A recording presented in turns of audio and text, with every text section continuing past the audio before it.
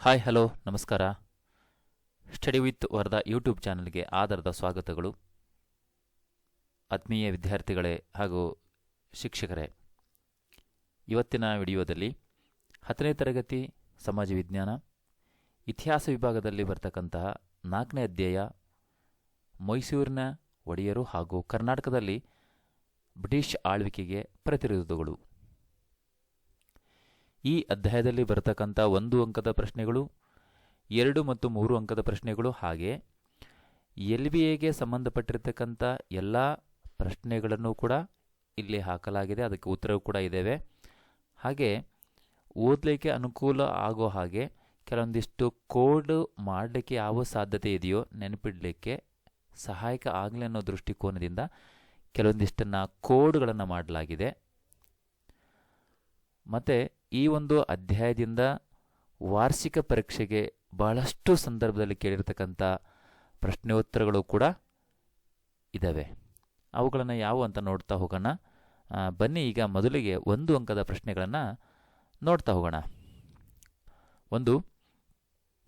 ಮೊದಲನೇ ಆಂಗ್ಲೋ ಮೈಸೂರು ಯುದ್ಧ ಡ್ಯಾಶ್ ಮತ್ತು ಡ್ಯಾಶ್ ರ ನಡುವೆ ನಡೆಯಿತು. ಬ್ರಿಟಿಷ್ ಈಸ್ಟ್ ಇಂಡಿಯಾ ಕಂಪನಿ ಹಾಗೂ ಹೈದರ್ ಅಲಿ. 2. ಎರಡನೇ ಆಂಗ್ಲೋ ಮೈಸೂರು ಯುದ್ಧವು ಡ್ಯಾಶ್ ಒಪ್ಪಂದದೊಂದಿಗೆ ಕೊನೆಗೊಂಡಿತು. ಮಂಗಳೂರು. ನೋಡಿ, ಮೊದಲ ಆಂಗ್ಲೋ ಮೈಸೂರು ಯುದ್ಧ 3 ಅಕ್ಷರಗಳಿಂದ ಕೂಡಿದೆ. ಮದ್ರಾಸ್ 3 ಅಕ್ಷರ. ನಂತರ ಮಂಗಳೂರು, ಎರಡನೇ ಆಂಗ್ಲೋ ಮೈಸೂರು ಯುದ್ಧ, ಮಂಗಳೂರು 4 ಅಕ್ಷರ. ಹಾಗೆ 3ನೇ ಆಂಗ್ಲೋ ಮೈಸೂರು ಯುದ್ಧಕ್ಕೆ ಬಂದರೆ 5 ಅಕ್ಷರ. 5 ಅಂದರೆ 5ಕ್ಕಿಂತ ಜಾಸ್ತಿ ಇದ್ದೇವೆ, 6 ಅಕ್ಷರಗಳಿವೆ. ಹೀಗೆ ನೆನಪಿಟ್ಕೊಂಡ್ರೆ ತುಂಬ ಸುಲಭವಾಗಿ ನಾವು ಅದನ್ನು ಎಕ್ಸಾಮ್ನಲ್ಲಿ ಬರೀಬೋದು. ಇನ್ನು 3 ನೋಡೋಣ. ರಾಜ ಒಡೆಯರು ಡ್ಯಾಶ್ ಅನ್ನು ರಾಜಧಾನಿಯನ್ನಾಗಿ ಮಾಡಿಕೊಂಡರು. ಶ್ರೀರಂಗಪಟ್ಟಣ. 4. ಕಿತ್ತೂರು ರಾಣಿ ಚೆನ್ನಮ್ಮ ಡ್ಯಾಶ್ ಎಂಬ ಹುಡುಗನನ್ನು ದತ್ತು ಪಡೆದಿದ್ದಳು. ಶಿವಲಿಂಗಪ್ಪ. ಕಿತ್ತೂರು ರಾಣಿ ಚೆನ್ನಮ್ಮನ ಸಂಸ್ಥಾನದ ರಾಯಣ್ಣನ ಊರು ಡ್ಯಾಶ್ ಸಂಗೊಳ್ಳಿ. 6. ಸುರಪುರವು ಈಗಿನ ಡ್ಯಾಶ್ ಜಿಲ್ಲೆಯಲ್ಲಿದೆ. ಯಾದಗಿರಿ.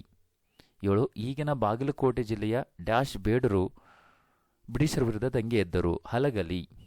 8. ಅಮರಸುಳ್ಯ ಬಂಡಾಯವು ಮೂಲತಃ ಡ್ಯಾಶ್ ಬಂಡಾಯ, ರೈತರ ಬಂಡಾಯ. 9. ಮೈಸೂರಿನಲ್ಲಿ ನವರಾತ್ರಿ ಉತ್ಸವ ಪ್ರಾರಂಭಿಸಿದವರು ಯಾರು? ರಾಜ ಒಡೆಯರು. 10. ನವಕೋಟಿ ನಾರಾಯಣ ಎಂಬ ಬಿರುದನ್ನು ಹೊಂದಿದ್ದ ಮೈಸೂರಿನ ರಾಜ ಯಾರು? ಚಿಕ್ಕ ದೇವರಾಜ ಒಡೆಯರು. ಇನ್ನು 11. ಸುರಪುರದಲ್ಲಿ ಬ್ರಿಟಿಷರ ವಿರುದ್ಧ ದಂಗೆ ಎದ್ದವರು ಯಾರು? ವೆಂಕಟಪ್ಪ ನಾಯಕ. 12. ಮೈಸೂರಿನಲ್ಲಿ ಪ್ರಜಾಪ್ರತಿನಿಧಿ ಪ್ರಾರಂಭಿಸಿದವರು ಯಾರು? ಸಿ ರಂಗಾಚಾರ್ಲು ಅಂತ ಕರೀತಾರೆ, ಅಥವಾ ರಂಗಚಾರ್ಲು ಅಂತಲೂ ಕೂಡ ಕರೀತಾರೆ. 13. ಕಾಯೋ ಶ್ರೀ ಗೌರಿ ರಾಜ್ಯಗೀತೆ ರಚಿಸಿದವರು ಮತ್ತು ಅಭಿನವ ಕಾಳಿದಾಸ ಎಂಬ ಬಿರುದು ಹೊಂದಿದವರು ಯಾರು? ಬಸಪ್ಪ ಶಾಸ್ತ್ರಿ. 14. ನಾಲ್ವಡಿ ಕೃಷ್ಣರಾಜ ಒಡೆಯರನ್ನು ರಾಜರ್ಷಿ ಎಂದು ಕರೆದವರು ಯಾರು? ಮಹಾತ್ಮ ಗಾಂಧೀಜಿ. ಭಾರತದಲ್ಲಿ ವಿದ್ಯುತ್ ಪಡೆದ ಮೊದಲ ನಗರ ಯಾವುದು? ಬೆಂಗಳೂರು. 16. ತಿರುಮಲಾರ್ಯ ಮತ್ತು ಸಂಚಿ ಹೊನ್ನಮ್ಮಗೆ ಆಶ್ರಯ ನೀಡಿದ ರಾಜ ಯಾರು? ಚಿಕ್ಕ ದೇವರಾಜ ಒಡೆಯರು. 17. ಎರಡನೆಯ ಆಂಗ್ಲೋ ಮೈಸೂರು ಯುದ್ಧಕ್ಕೆ ಕಾರಣ? ಬ್ರಿಟಿಷರು ಮಾಹೆಯನ್ನು ವಶಪಡಿಸಿಕೊಂಡಿದ್ದು.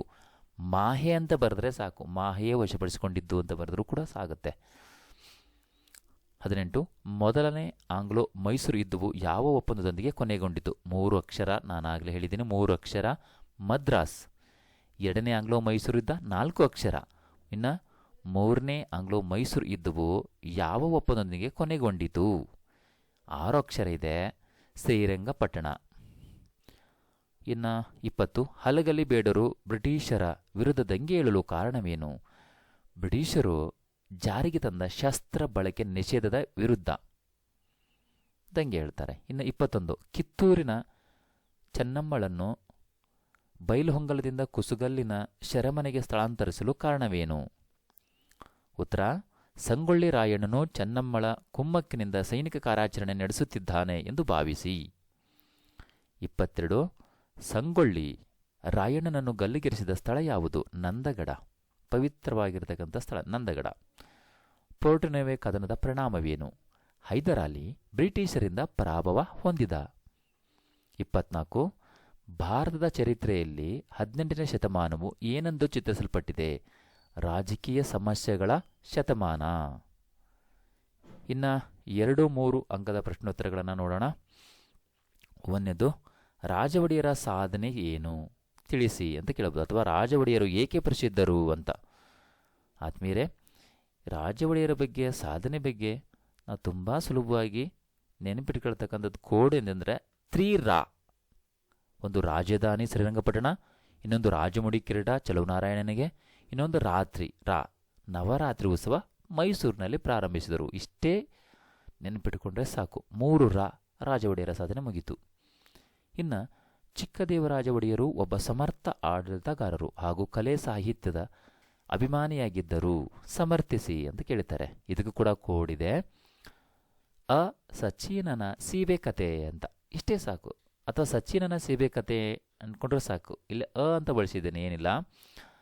ಅ ಅಂದ್ರೆ ಅಂಚೆ ಕಚೇರಿ ಅಥವಾ ಅಪ್ರತಿಮ ವೀರ. ಇವೆರಡನ್ನು, ಅಂಚೆ ಕಚೇರಿ, ಅಪ್ರತಿಮ ವೀರ. ಸಚಿವ ಸಂಪುಟ. ಚಿ ಚಿಕ್ಕ ದೇವರಾಜ ದೊಡ್ಡ ದೇವರಾಜನ ಆಲೆ. ನವಕೋಟಿ ನಾರಾಯಣ. ಈನ ಹಾಗೆ ಸಹಾಯಕ್ಕೆ ಬಳಸಿದ್ದೀನಿ. ಸಿ ಶಿವಾಜಿಯನ್ನು ಹಿಮ್ಮೆಟ್ಟಿಸಿದ. ಬೆಂಗಳೂರನ್ನು ಕೊಂಡುಕೊಂಡ. ಕವಿ ಚಕ್ರವರ್ತಿ. ತೆಂಕಣ ರಾಜ. ಇಷ್ಟೇ ನೋಡಿ, ಕವಿ ಚಕ್ರವರ್ತಿ, ಅಪ್ರತಿಮ ವೀರ ಇವೆಲ್ಲವೂ ಇದೇ ಕೋಡ್ನಲ್ಲಿ ಬಂದಿದೆಯಾ?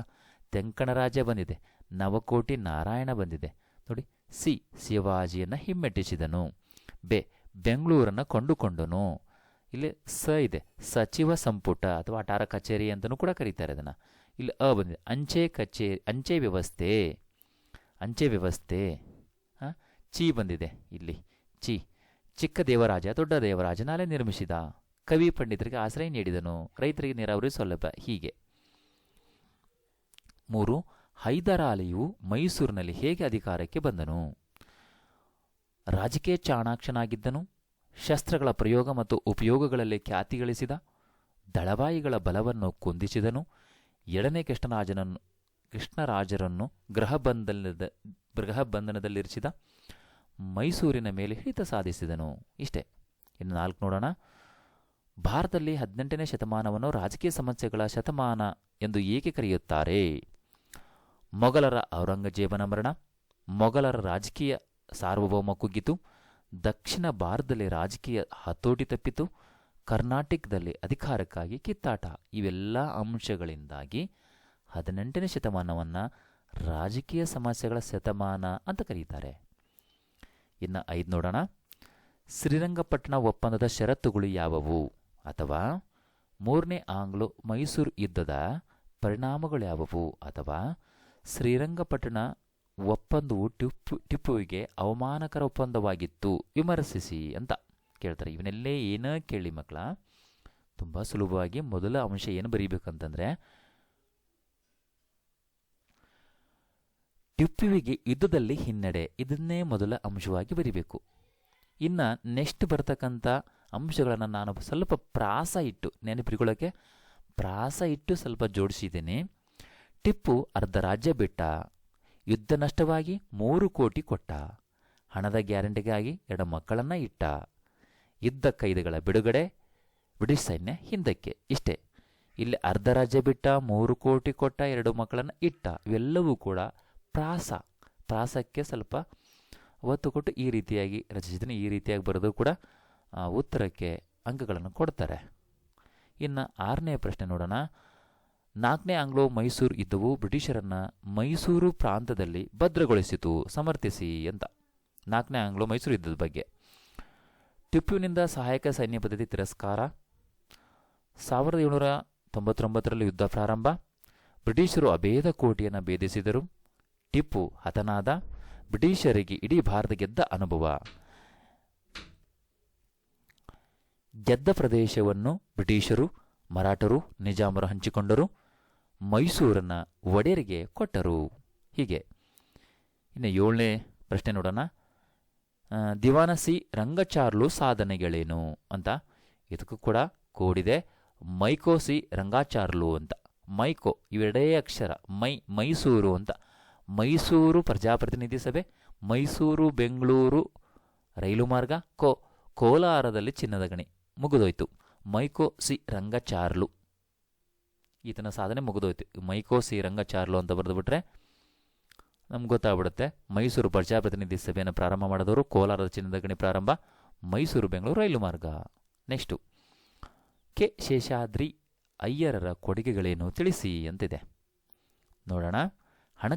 ಹಣಕಾಸಿನ ಸ್ಥಿತಿ ಉತ್ತಮಗೊಳಿಸಿದರು, ಹೊಸ ರೈಲು ಮಾರ್ಗಗಳ ರಚನೆ, ಮೈಸೂರು ಸಿವಿಲ್ ಪರೀಕ್ಷೆ ಪ್ರಾರಂಭ, ನೀರಾವರಿ ವ್ಯವಸಾಯಕ್ಕೆ ಗಮನ, ಹೆಣ್ಣು ಮಕ್ಕಳ ಶಿಕ್ಷಣಕ್ಕೆ ಗಮನ, ಮೈಸೂರಿನಲ್ಲಿ ಮಹಾರಾಣಿ ಬಾಲಿಕಾ ಪ್ರೌಢಶಾಲೆ ಪ್ರಾರಂಭ.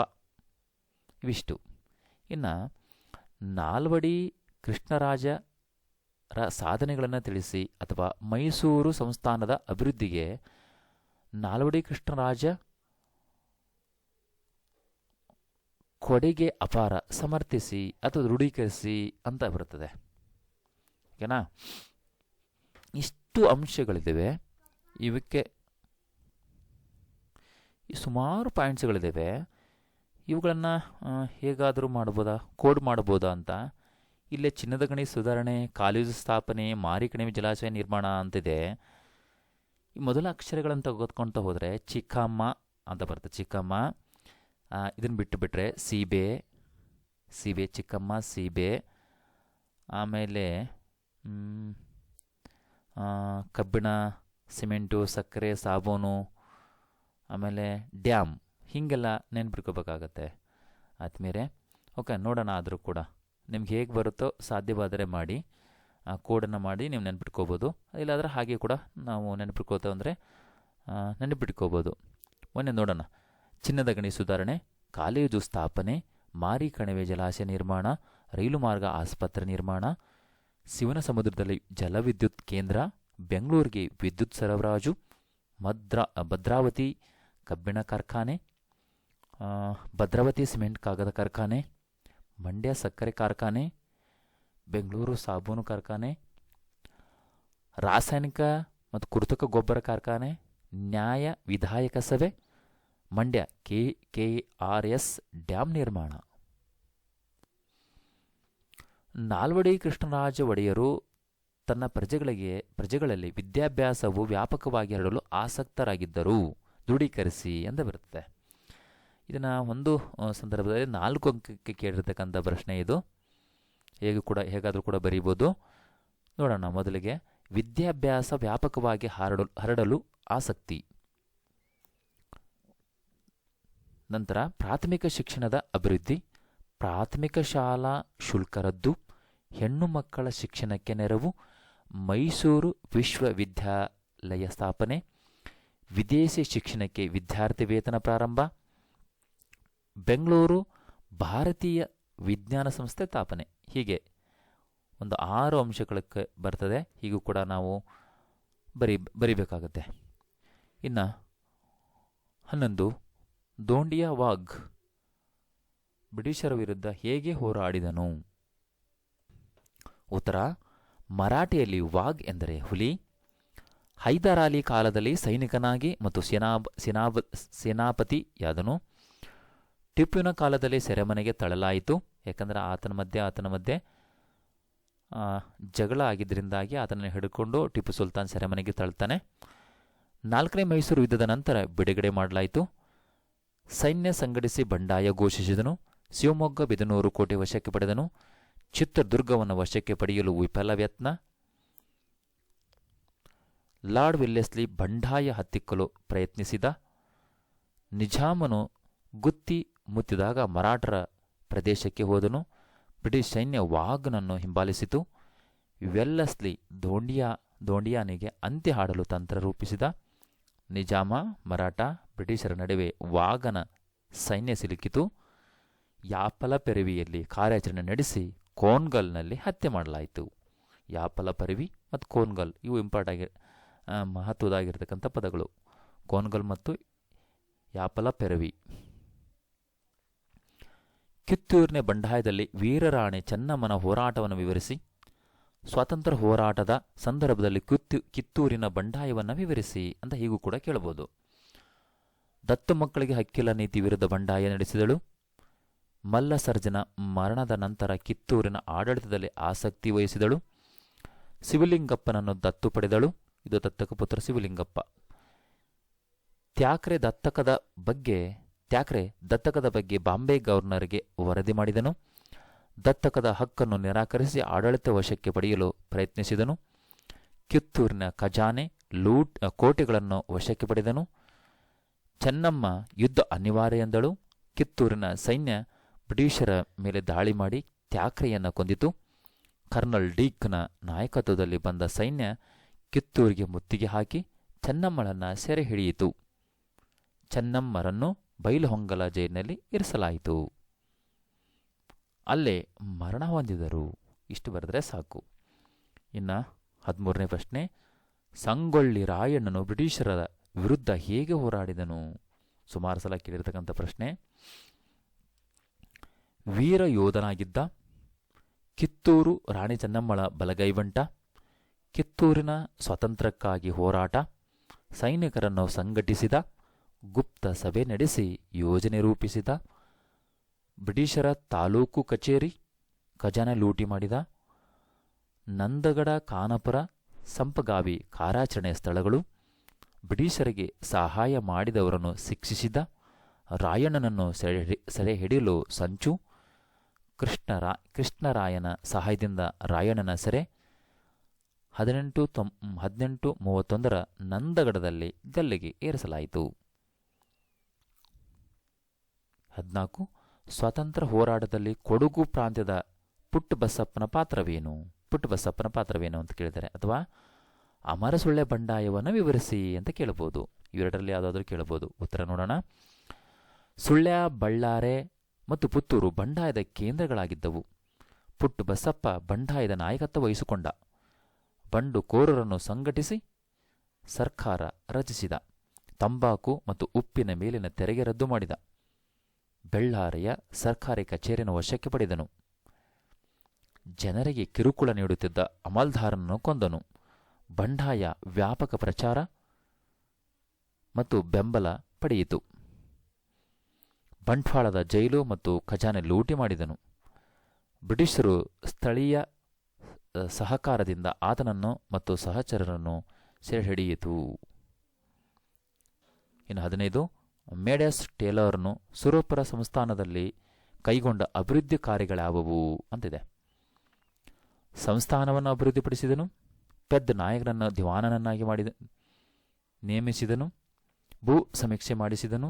ಸಂಸ್ಥಾನದ ಆದಾಯ ಹೆಚ್ಚಿಸಿದನು. ವೆಂಕಟಪ್ಪ ನಾಯಕನಿಗೆ ಸೂಕ್ತ ಶಿಕ್ಷಣ ಕೊಡಿಸಿದನು. ಇಷ್ಟು ಈ ಅಧ್ಯಾಯದಲ್ಲಿ ಬರತಕ್ಕಂಥ ಪ್ರಶ್ನೋತ್ತರಗಳು. ಇದರಲ್ಲಿ ಯಾವುದೂ ಇಂಪಾರ್ಟೆಂಟ್ ಅಂದರೆ, ನಾಲ್ವಡಿ ಕೃಷ್ಣರಾಜರ ಬಗ್ಗೆ ಇದುವರೆಗೂ ಬಹಳಷ್ಟು ಸಂದರ್ಭದಲ್ಲಿ ಕೇಳಿರತಕ್ಕಂಥ ಪ್ರಶ್ನೆ. ನಾಲ್ವಡಿ ಕೃಷ್ಣರಾಜ ಒಡೆಯರು ವಿದ್ಯಾಭ್ಯಾಸ ಕೇಳಬಹುದು. ಆ ಥರ ಮೈಸೂರು ಸಂಸ್ಥಾನದ ಅಭಿವೃದ್ಧಿಗೆ ನಾಲ್ವಡಿ ಕೃಷ್ಣರಾಜರ ಕೊಡುಗೆಗಳು ಅಪಾರ ಅಂತ ಕೇಳಿದಾಗ ಅವೆರಡನ್ನೂ ಸೇರಿ ಬರೀಬೇಕಾಗತ್ತೆ. ಶಿಕ್ಷಣ ಅಂತ ಬಂದಾಗ ಇವಿಷ್ಟೇ ಬರೀಬೇಕಾಗತ್ತೆ. ಒಟ್ಟಿನಲ್ಲಿ ನಾಲ್ವಡಿ ಕೃಷ್ಣರಾಜರ ಬಗ್ಗೆ ನಾವು ತುಂಬ ಗಮನವಿಟ್ಟು ಓದಬೇಕಾಗತ್ತೆ. ಆದಮೇಲೆ ನಿಮಗೆ ಈ ವಿಡಿಯೋ ಇಷ್ಟ ಆಗಿದ್ದರೆ ಒಂದು ಲೈಕ್ ಮಾಡಿ, ಹಾಗೆ ಶೇರ್ ಮಾಡಿ, ಹಾಗೆ ನಮ್ಮ ಚಾನಲ್ಗೆ ನೀವೇನಾದರೂ ಹೊಸಬರಾಗಿದ್ದರೆ ಸಬ್ಸ್ಕ್ರೈಬ್ ಮಾಡಿ. ಧನ್ಯವಾದಗಳು.